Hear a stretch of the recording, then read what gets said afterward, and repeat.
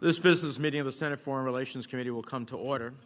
Today we'll be taking up 2 bills and 9 nominations that were held over from our business meeting on Tuesday. And before I turn to the agenda, I'd like to make some brief remarks about our committee and its practices. I'm a believer in the ability of senators on this committee to hold over an item. As chair, I have always honored holdover requests, but we are seeing a new and unfortunate trend on the committee. One is different than anything I've seen during my 14 years on the Foreign Relations Committee, one that is putting additional burdens on all of your time, and one that I find to be counterproductive to our collective cause, advancing the foreign policy and national security of the United States. I cannot recall a time when there was a blanket holdover on career nominees, people who sacrifice to serve their country and then are held in limbo, presumably because of unhappiness over a policy that has nothing to do with the positions for which they have been nominated and over which they have no influence. I don't recall any Democratic member doing that during the Trump administration. I certainly did not, and I would not have supported it despite deeply problematic policies and behavior at the most senior levels of that administration. Similarly, I cannot remember any situation that is analogous to the holdovers of the Uyghur Forced Labor Act and the Israel Normalization Act. Both of these bills have been co-sponsored by 50 or more senators. Think about that. Half of the Senate or more is on these bills.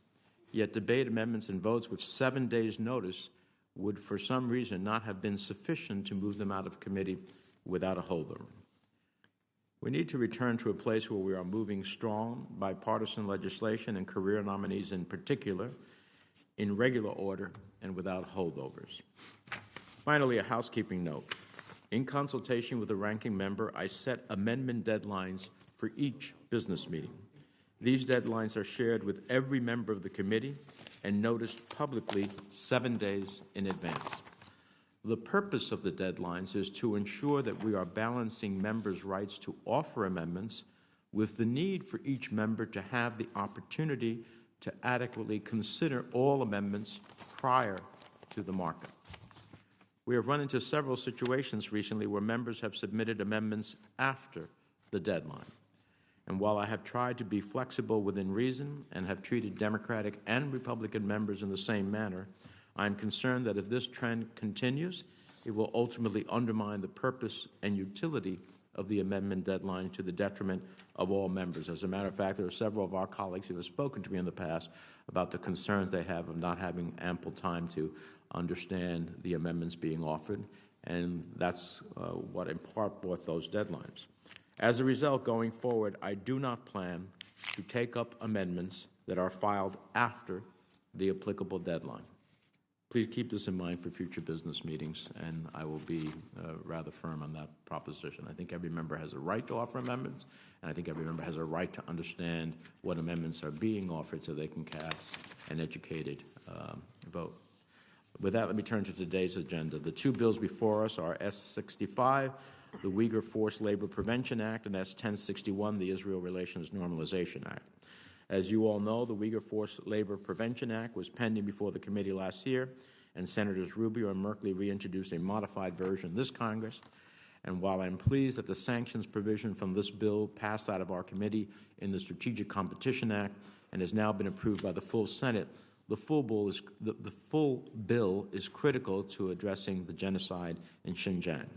So I want to commend Senators Rubio and Merkley for their leadership on this issue, and particularly for their extensive engagement with the prior administration and the current administration on the technical aspects of the text. I also know that the administration announced yesterday that it has taken certain additional steps to combat forced labor in Xinjiang. Nonetheless, it is time for us to act on this piece of legislation. I look forward to passing it out of the committee today with a strong bipartisan vote, and I intend to support it. Turning to the Israel Relations Normalization Act, I'd like to recognize Senators Portman and Booker for their leadership on the bill, which represents important bipartisan support for the Abraham Accords and continued U.S. leadership in promoting Arab-Israeli cooperation. I'm pleased that the substitute amendment we are considering today incorporates amendments filed in advance of our last markup by Senators Kaine, Van Hollen, Merkley, with the support of Senator Risch. This bill clearly has the support of many of our colleagues in the Senate, and I look to its swift passage.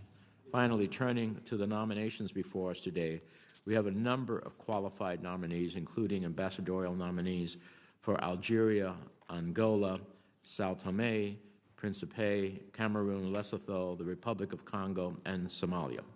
We also have before us 3 Assistant Secretary nominees for International Organization Affairs, International Narcotics and Law Enforcement and Affairs, and East Asia and Pacific Affairs. I look forward to their quick confirmations.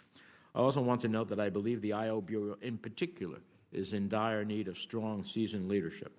Many of us will recall the concerning reports of political retaliation and poor management that were documented by the State Department Inspector General in a report issued by my office.